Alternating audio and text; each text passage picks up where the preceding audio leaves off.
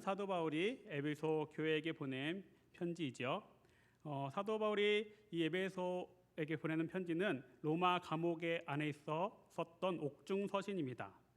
사도행전에 따르면 에베소 교회는 사도 바울이 3차 전도 여행 때 3년을 머물면서 눈물로 목양을 했던 교회입니다. 다른 어떤 도시보다도 사도 바울이 오래 머물렀기에 개인적으로도 특별한 관계를 지닌 교회였을 것이고, 사도 바울의 영적인 아들 디모데가 그곳에서 또 사역을 할 정도로 지속적으로 사도 바울의 영향력 아래에 있던 교회입니다. 이렇게 애정을 가지고 있는 에베소 교회에게 로마 감옥에 갇혀있던 사도 바울은 편지를 통해서 에베소 교회 공동체에게 하나님의 말씀을 가르쳐주고 한 공동체로 한 몸인 교회를 이루기를 바라는 마음으로 편지를 쓰고 있습니다.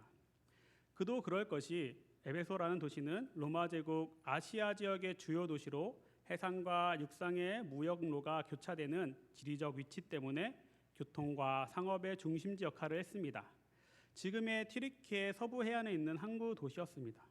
특히 세대 7대 불가사의 가운데 하나로 손꼽히는 풍요의 여신 아데미 신전이 그 위엄을 자랑하여 항상 수많은 순례자가 각 지역에서 모여들었고, 현대에도 에베소 유적지는 끊임없이 관광객들로 모여들어 북새통을 이루는 곳입니다. 그래서 항상 사람들이 많고 그 가득했던 도시였습니다.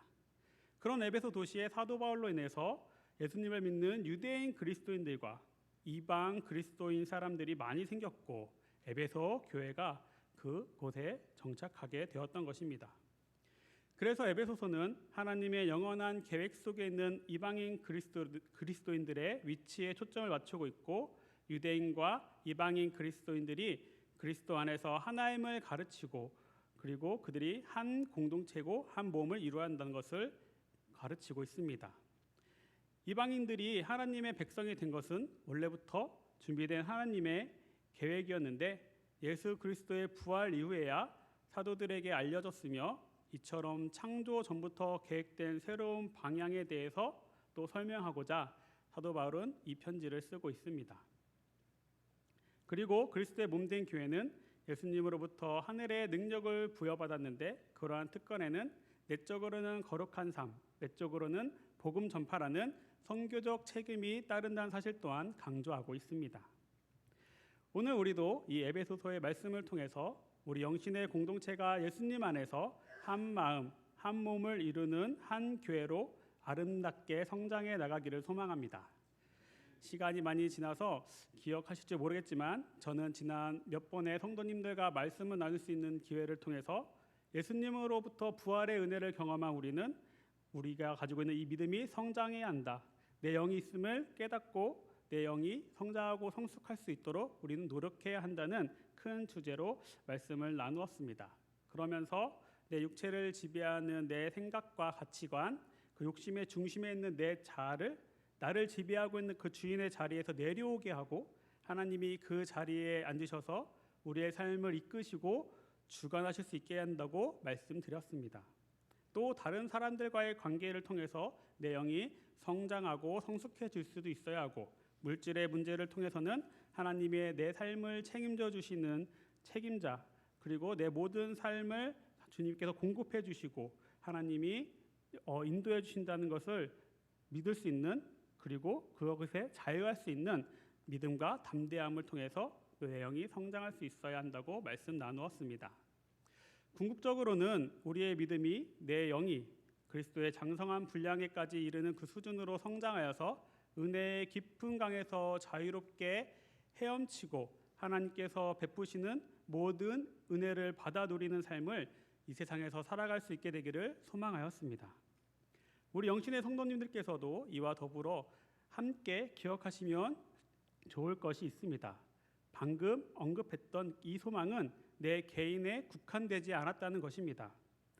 개인 한 명 한 명이 이 소망을 이루어 나갈 때에 우리는 또한 교회의 공동체로 부름받았다는 사실을 기억해야 합니다. 오늘 3절의 말씀에서 보니 우리는 한 공동체로 주님의 한 몸된 지체로서 서로 평안에 매는 줄로 성령이 하나 되게 하셨다고 했습니다. 그렇기 때문에 오늘 말씀의 제목처럼 우리는 내 믿음이 성장하여 자라듯이 우리 영신의 공동체가 함께 믿음 안에서 성장하여 하나님이 기뻐하시는 아름다운 공동체를 이루어 나가야 합니다. 하나님께서 예수님을 다시 하나님 나라로 올리셨을 때 이 땅에 성령님을 보내주시고 교회 공동체를 남겨주신 이유가 분명히 있을 거라고 생각합니다.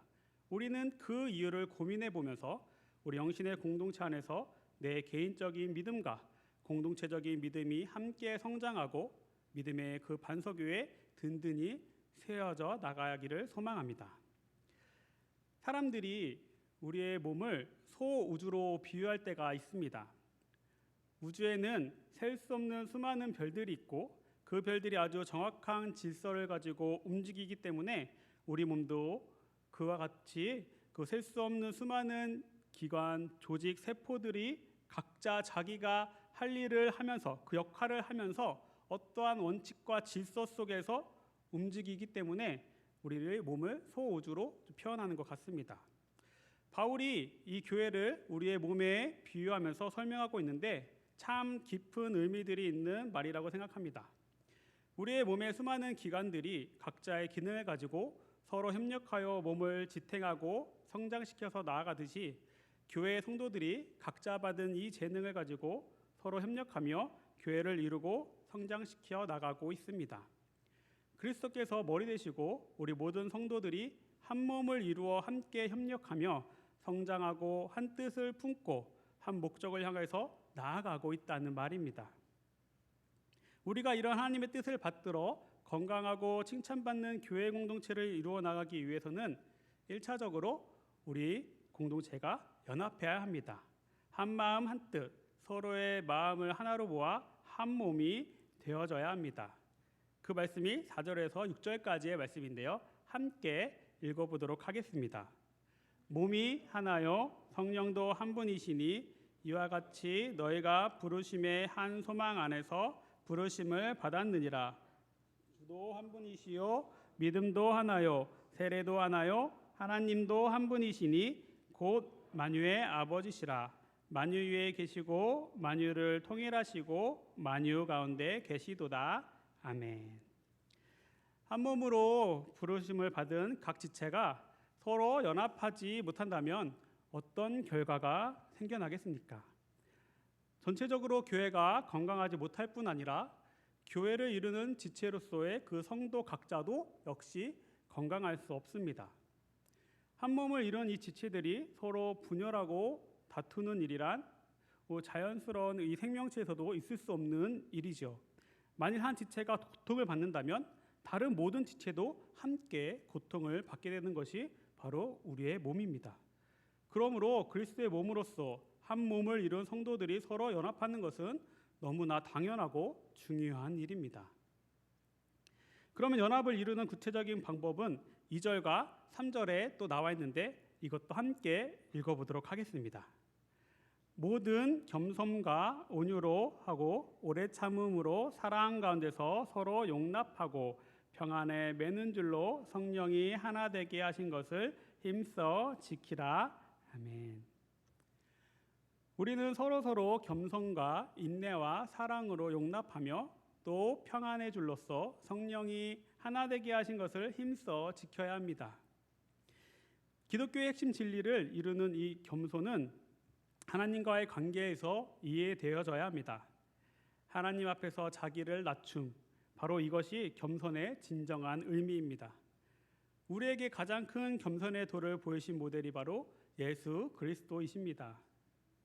그분은 하나님과 동등되심에도 불구하고 자신을 낮추어서 인간이 되셨고 죄인을 구원하시기 위해서 대신 십자가에 못 박혀 죽으심으로 그 겸손의 정말 최절정을 보여주셨습니다.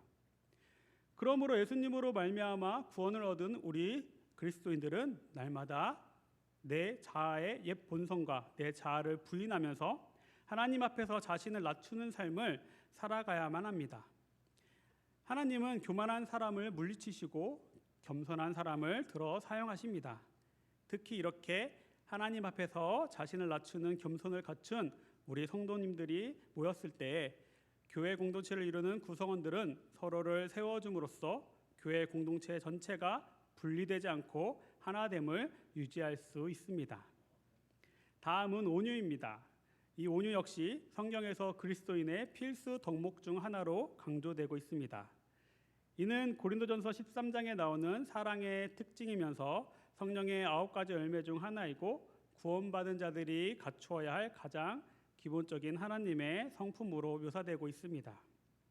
특히 이 온유함은 약함으로 인해서 온순함을 의미하지 않고 내가 가지고 있는 이 강함을 절제함으로써 그래서 그 내 안에 있는 부드러움을 나타내는 것을 의미합니다. 예수님께서는 천지를 창조하신 하나님과 동일한 분으로서 그 진정한 전지전능한 능력을 소유하고 계십니다. 하지만 이런 분이 무력한 죄인을 구원하기 위해서 빌라도에게 재판을 받으시고 십자가를 지셨습니다. 또한 하나님께서는 심판의 권능과 그 심판에 이루실 능력이 권세를 가지고 있으시면서도 온유함으로 우리를 끝까지 참으시면서 우리 죄를 끝까지 참으시면서 우리를 구원으로 인도하여 주셨습니다. 이처럼 하나님께서 온유함으로 우리를 대해 주셨기에 구원받은 그리스도인들은 우리의 이웃을 향해 동일한 그 온유함으로 우리 공동체 안에서 따뜻하고 부드러운 말과 행동으로 지체들을 대해 주어야만 합니다. 그리고 오래 참음도 이 온유와 함께 일명 사랑장인 고린도전서 13장에 나오는 사랑의 덕목 가운데 하나입니다. 이는 하나님의 성품을 나타내는 데도 사용되는 중요한 단어입니다. 바로 앞부분에서 말씀드렸듯이 우리가 삶 속에서 수많은 죄를 지었음에도 불구하고 구원의 과정 중에서 탈락하지 않고 하나님의 그 자녀의 신분을 유지할 수 있는 것은 하나님께서 우리에 대해서 오래 참으시기 때문입니다. 그러므로 우리 역시 다른 지체들을 향해서 또한 자기 자신을 향해서 또 오래 참아줄 수 있는 마음이 필요합니다. 다음으로 나오는 이 사랑은 하나님의 사랑, 즉 아가페의 사랑을 말합니다. 이 아가페 사랑은 자신의 이기적인 감정을 충족시키는 욕망적 사랑이 아니라 타인을 위해 자기를 희생하면서까지 그 타인의 유익을 이루는 이타적인 사랑을 말합니다. 바로 하나님의 핵심적인 성품입니다. 이 아가페 사랑으로서 하나님은 당신의 독생자이신 예수 그리스도를 우리에게 내어주셨습니다. 하나님의 자녀이며 그리스도의 몸된 교회 공동체를 이루는 우리는 이러한 하나님의 사랑을 본받아 그 사랑 안에서 내 옆에 지체들을 사랑하고 마땅히 용납해 줄 수 있어야 합니다. 용납한다는 것은 다른 사람을 있는 그대로 받아들이고 이해하는 관대함을 또 나타냅니다. 다양하고 이질적인 사람들이 모인 이 교회 안에는 나와 다른 생각, 다른 삶의 방식을 가진 그 지체들이 분명 존재할 것입니다. 특히 에베소 교회는 앞서 배경을 말씀드렸듯이 이방 그리스도인들과 디아스포라로 흩어져 있는 그 유대 그리스도인들이 모인 문화적으로, 종교적으로, 그 사상적으로 배경을 달리하는 다양한 사람들이 모인 공동체였습니다. 이러한 상황에서 상대방을 하나님의 사랑 안에서 겸손과 온유와 인내와 그 오래 참음으로써 서로 용납하고 사랑하지 않는다면 결코 그리스도의 한 몸된 교회는 유지될 수 없었을 것입니다. 그것은 에베소 교회의 상황만이 아닙니다. 지금 우리 영신의 공동체 안에서도 나와 다른 생각과 삶의 방식을 가진 지체들이 한 몸을 이루고 있습니다. 그러니 우리도 사도 바울이 에베소 교회에 당부하는 말씀처럼 사랑 안에서 서로를 용납할 수 있어야 할 것입니다. 겸손과 온유, 오래 참음, 사랑, 용납으로 서로를 대하여 주고 섬겨 주어서 우리는 온전한 한 공동체로 일치를 이루며 연합해 나가야 합니다. 이것을 소망하는 몸된 교회인 우리는 성령 안에서 성령이 주시는 수단과 방법으로 이 소망을 이루어 나갈 수 있습니다. 바로 평안에 매는 줄입니다. 평안이라는 줄을 가지고 하나됨을 힘써 지켜 나갈 수 있는 것입니다. 평안은 히브리어로 샬롬이죠. 이 샬롬은 내 신변의 안전이나 물리적인 안정적인 상태뿐만 아니라 정신적인 거, 영적인 거 모든 부분을 포함합니다. 또한 개인만이 아니고 우리 교회의 공동체, 더 나아가서는 국가 공동체, 이 모든 세상의 평화도 포함됩니다. 따라서 이 평안이란 성도의 개인적인 차원에서만 머물러서는 안 되는 것이고 우리 교회 공동체 안에서 다른 지체들과 함께 다 같이 동일하게 누릴 수 있어야 합니다. 이 샬롬의 평안을 가지고 우리는 그 성령의 매는 줄로 연결되어 있습니다. 우리 서로는 결코 벗어날 수 없는 한 운명의 공동체로 하나의 몸으로 이어져 있는 것입니다. 하나님께서 주시는 이 평안은 서로 이질적인 각 개인들을 하나로 묶어서 교회라는 공동체를 이루는 끈이 되는 것입니다. 우리는 한 교회 공동체로 하나가 되었습니다. 이 사실을 꼭 기억하시고 하나님의 허락하여 이루게 하신 우리 영신의 공동체를 우리가 한 몸으로 잘 자랄 수 있도록 배려하고 돕고 믿음도 함께 성장할 수 있도록 노력해야 할 것입니다. 그래서 우리 영신의 공동체가 그리고 우리 영신의 모든 성도님들이 함께 그리스도의 장성한 분량에까지 이 믿음이 자라나기를 바랍니다. 물론 그리스도의 장성한 분량까지 자란다는 것이 완전함을 의미하는 것은 아닙니다. 그 완전과 성숙의 개념이 좀 구별되어야 할 것입니다. 그러나 비록 우리 공동체가 그리스도의 장성한 분량까지 그 완전한 수준에 이르는 데까지는 다 자랄 수 없더라도 우리가 이 세상에서 살아가는 그 마지막 날까지 우리는 끊임없이 성장과 성숙을 지향하면서 내 영과 우리 교회가 성장하는 것을 해 나가야 할 것입니다. 어린아이가 자라면서 육체와 정신이 성장하듯이 그리스도의 몸으로서 유기체인 교회 공동체 역시 성장하고 성숙해져 가야 합니다. 그리하여 진리를 분별하고 더 이상 거짓된 교훈과 세상의 풍조에 휩쓸리지 않으며 성숙한 존재로서의 역할을 해나갈 수 있는 것입니다. 그것을 위해서 하나님께서는 공동체를 이룰 때 다양한 사람들을 모이게 하셨고 서로 다른 달란트를 가진 사람들을 보내주셨고 여러 직분과 직책을 또 나누어 주셨습니다. 7절과 11절 말씀을 또 한번 같이 읽어보면 좋겠습니다. 우리 각 사람에게 그리스도의 선물의 분량대로 은혜를 주셨나니 그가 어떤 사람은 사도로 어떤 사람은 선지자로 어떤 사람은 복음 전하는 자로 어떤 사람은 목사와 교사로 삼으셨으니 아멘.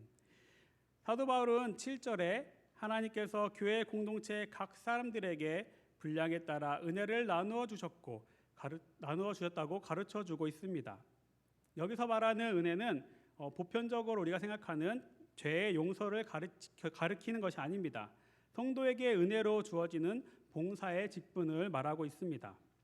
이 봉사의 직분을 선물로 주신 것이므로 이것은 우리가 달란트 때로는 은사라고도 표현할 수 있습니다. 하나님께서는 교회를 하나의 몸으로 부르시되 각 지체의 개성을 무시하신 채로 획일적으로 부르신 것이 아닙니다. 하나님께서는 각 사람의 있는 모습 그대로 거기에 맞는 다양한 은사들을 주셔서 각 은사들을 통해서 예수님이 머리 되시는 이 교회를 효과적이고 효율적으로 섬길 수 있게 하신 것입니다. 그리하여 11절에 나온 직분이 사도와 선지자와 복음 전하는 자와 목사와 교사입니다. 사도는 예수님께서 12제자를 부르시고 그들을 사도로 칭하셨으며 복음을 전하기 위해 보낸 사람들입니다. 그래서 예수님이 정하신 이 사도가 되는 데에는 다음과 같은 조건들이 있어야 합니다. 첫째, 예수님께서 직접 사명을 받은 사람이어야 합니다. 둘째, 부활하신 예수님을 목격하고 이를 증거할 사명을 맡은 사람이어야 했습니다. 셋째, 성령의 특별하신 영감을 받은 자이어야 합니다.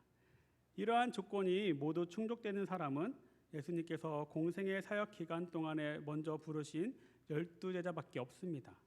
따라서 가장 좁은 의미로서의 사도는 이들로 국한되어집니다. 다음은 선지자입니다. 구약 성경에서 선지자는 하나님께서 주신 영감으로 하나님의 말씀을 대언하며 장래의 일을 미리 말하는 역할을 하였습니다.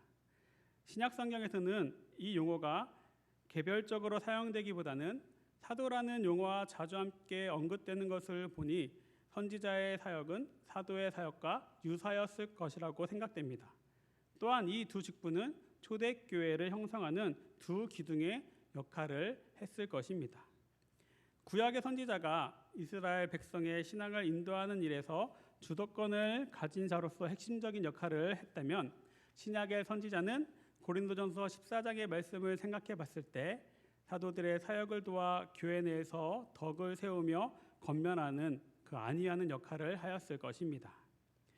또 복음 전하는 자는 단어 그대로입니다. 오늘날 다른 나라에 가서, 다른 민족에 가서 하나님의 복음을 전하고 선교 활동을 하시는 선교사님들처럼 아직 복음이 전해지지 않는 곳에 가서 예수 그리스도에 관한 복음을 전하는 자들을 지칭합니다. 다음으로 지칭된 목사는 보호하다라는 의미를 지닌 단어에서 유래하였다고 합니다. 그래서 가축지기, 양치는 목자를 의미합니다. 예수님께서 자기 자신을 가리켜서 나는 선한 목자다라고 하셨을 때에도 이 같은 단어가 쓰였다고 합니다. 그래서 목사는 목자가 양을 돌보고 때에 맞게 양식을 제공하고 길을 인도하는 역할을 하듯이 우리 공동체 구성원들을 돌보고 영의 양식을 먹이며 하나님 앞으로 바른 길로 인도하는 그 역할을 수행합니다. 마지막으로 교사입니다. 교사는 학자들이 엇갈린 주장을 펼칩니다. 앞에 나온 목사와 동일한 직분으로 보는 견해와 다른 직분으로 보는 견해가 있기 때문입니다. 먼저 동일한 직분으로 보는 견해는 목사를 가르치는 사람으로 보기 때문입니다. 고린도전서 12장 28절에도 교회 공동체를 이루는 직분의 종류가 나오는데요. 하나님이 교회 중에 몇을 세우셨으니 첫째는 사도요, 둘째는 선지자요, 셋째는 교사요, 그 다음은 능력을 행하는 자요, 그 다음은 병 고치는 은사와 서로 돕는 것과 다스리는 것과 각종 방언을 말하는 것이다. 여기서는 목사가 언급되지 않고 교사만 지칭되어져 있습니다. 그래서 가르치는 역할로 목사와 교사를 같은 직분으로 보는 견해가 있습니다. 반면 목사와 교사를 다른 직분으로 보는 경우도 있습니다. 먼저 목사를 감독과 장로로 나누어 교회를 다스리는 직분으로 보고 교사를 성경을 해석하고 그 내용을 가르쳐 영적으로 인도하는 그 사람으로 보는 것입니다. 실제 목사라는 용어는 빌립보서에서나 디모데전서에서 감독이라는 용어와 상호 교환적으로 사용되었고, 사도행전과 디모데전서에서는 장로라는 용어와 상호 교환적으로 사용되었기 때문입니다. 서로 용어만 바꿔서 같은 의미로 사용했다는 말입니다. 제 개인적으로는 오늘날 교회 안에서 이 두 용어를 구분하여서 사용하고 있으니 그것에 맞게 우리는 이해해도 무방하다고 생각합니다.